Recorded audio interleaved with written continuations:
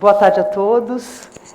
Eu queria agradecer o convite de estar aqui hoje, nessa tarde, em São José dos Campos, com tantas pessoas sonhadoras, idealizadoras. São José tem esse prospecto e é um prazer estar num bloco, né, feminino e ver mulheres com grandes ideias, com grandes sonhos, com grandes vontades. E realmente eu me sinto lisonjeada de poder, né, ser uma das, né, contribuir com essa tarde. O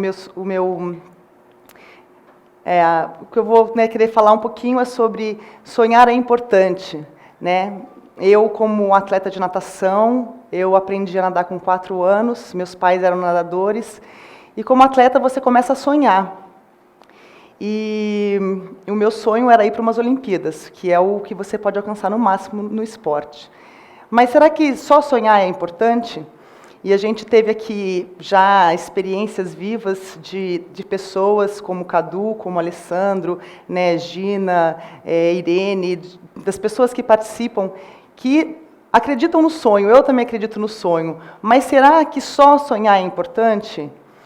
O que é mais importante do que sonhar? Mais importante do que sonhar é fazer como muitas pessoas que a gente já viu aqui, é levar esse sonho a sério. Porque não adianta a gente ter um pensamento, a gente querer alguma coisa, mas quando a gente coloca aquilo em ação e leva a sério aquele sonho, e se cerca de pessoas que levam aquele sonho a sério, aí as coisas acontecem. Mas no meu caso eu pensava, será que meu sonho é importante, é relevante, eu quero ir para as Olimpíadas, mas e aí, né?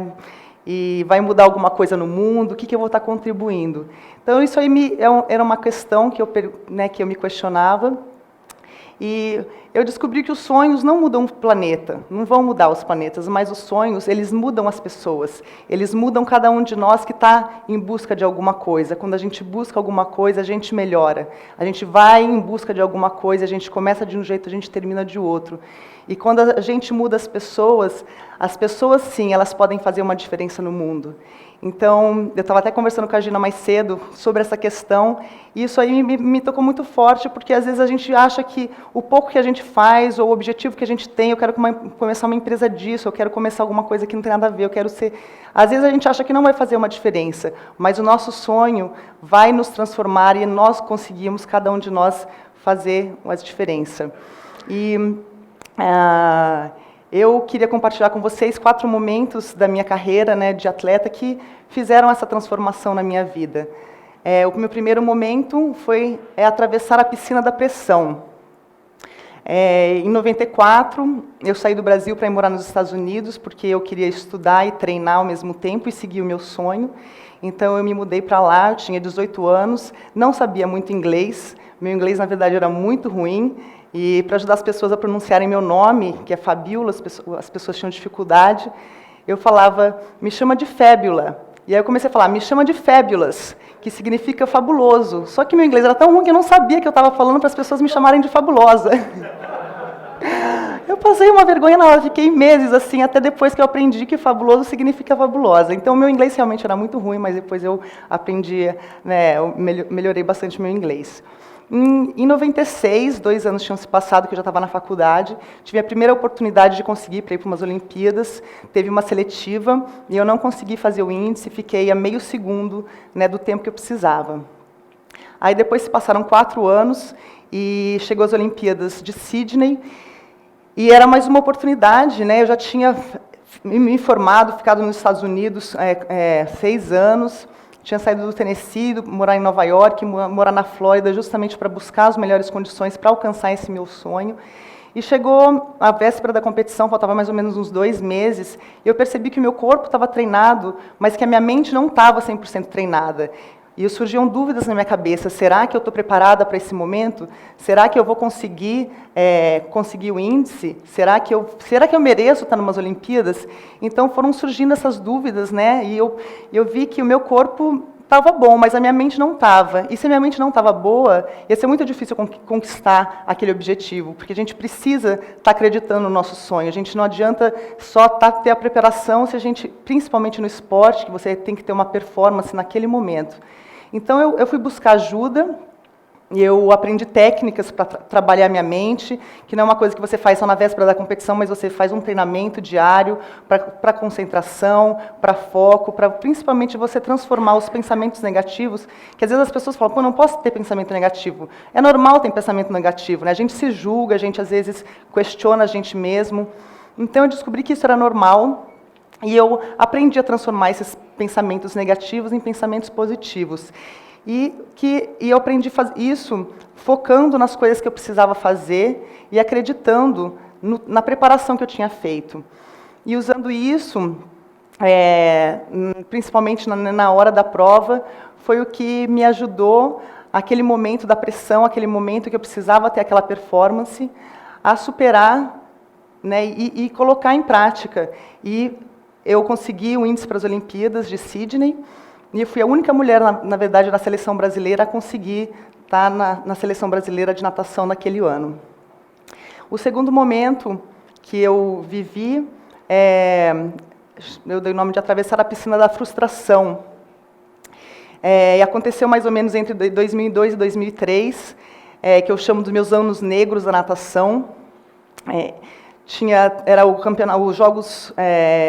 campeonato pan-americano, que estava acontecendo em Santo Domingo. Eu já tinha participado de 3 campeonatos pan-americanos, já tinha ido para uma Olimpíadas naquela época, né, já era uma nadadora internacional, mas no ano de 2003 eu fiquei fora da seleção, porque eu não consegui o índice, eu estava nadando bem mal, eu estava desmotivada, estava sem estímulo, sem motivação, estava acomodada, e isso estava me incomodando demais. Eu me lembro muito de ter assistido a cerimônia de encerramento, todo mundo gosta de assistir a cerimônia de encerramento de umas Olimpíadas, dos Jogos Pan-Americanos. Eu estava assistindo, estava vendo meus amigos na televisão, inclusive o Diogo, que é meu marido hoje, ele estava lá participando da cerimônia de encerramento, e eu estava em casa. E eu me perguntava, né, eu acho que, será que eu estou no lugar certo? Será que eu devo continuar nadando? E era um sentimento que eu não pertencia mais à seleção. E eu questionei, nesse momento, quais que eram os meus valores. Eu estava colocando o meu valor como atleta acima do meu valor como pessoa. Então, eu estava dando mais importância no que eu fazia do que quem eu era. Isso estava me entristecendo muito. Então, através de muita oração, eu descobri isso, e eu descobri que a Fabíola pessoa é mais importante que a Fabíola atleta. E que se eu não estava lá naquele momento é porque não era para ser e que tinha um motivo para ser. E engraçado que depois disso, eu comecei a treinar bem, fui buscar novos caminhos, eu fui morar nos Estados Unidos novamente, e depois desse momento de desânimo, será que eu paro de nadar, será que eu não paro de nadar? Eu, junto com a minha família, comecei uma empresa de moda esportiva e moda praia, a Fabíola Molina Moda Esportiva e Moda Praia, que é de biquíni, principalmente de maiô para natação, já pensando uma carreira pós-natação, porque realmente achava que era ali que eu ia parar, que eu já tinha feito tudo que eu tinha que fazer. Mas porque eu busquei, questionei o que estava acontecendo de errado, descobri o que estava indo de errado, e eu busquei novas alternativas para como eu poderia melhorar. Eu voltei a nadar com prazer, eu voltei a nadar bem, e nesse ano de 2003, que era como se fosse meu ano negro, foi praticamente um ano mágico, porque além de eu ter voltado a nadar bem, ter reconquistado o prazer de estar competindo, eu abri um negócio junto com a minha família, que esse mês comemora 8 anos. O meu terceiro momento foi atravessar a piscina do presente. Isso aí já foi mais ou menos uns 5 anos depois, em 2008. Não quando eu fui para as Olimpíadas de Pequim, que também foi uma coisa especial, ir para umas Olimpíadas é sempre especial, mas foi durante o circuito das Copas do Mundo.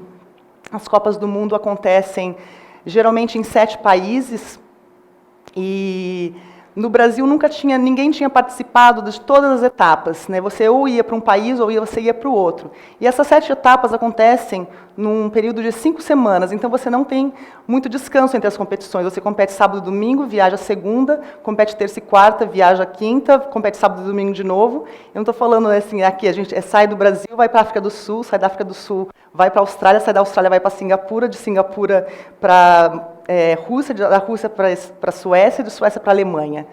E as pessoas naquela época falavam, Fabíola, mas você vai aguentar fazer isso, né? Você já tem 33 anos de idade, afinal de contas, você já é uma, né, nadadora um pouco mais velha.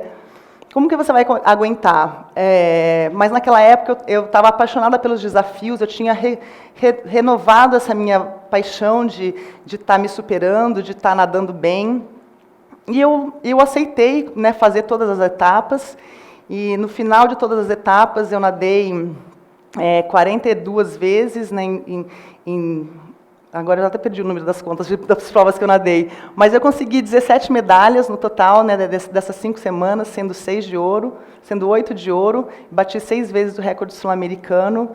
E o que foi importante para mim naquele momento foi que eu estava focando naquela prova e naquele dia. Eu não estava preocupado o que ia acontecer a semana que vem, o que aconteceu na próxima competição, que a competidora que eu ia ter. Então, eu não estava preocupado o que ia acontecer na frente. Eu estava vivendo aquele momento e estava feliz de estar vivendo aquele momento.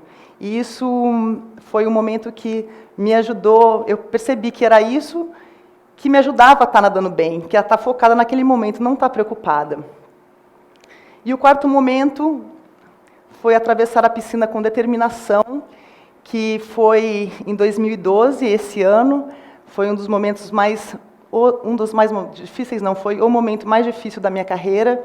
Foi um momento que às vezes é até difícil de falar.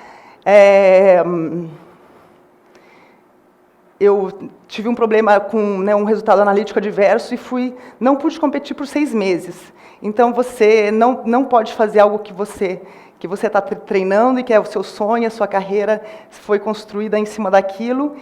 E eu tive que vivenciar uma coisa que, né, eu já estou com 37 anos, já tinha tido uma carreira longa, estava objetivando ir para mais umas Olimpíadas. E aconteceu tudo isso, e o que me sustentou foi eu não ter perdido a fé.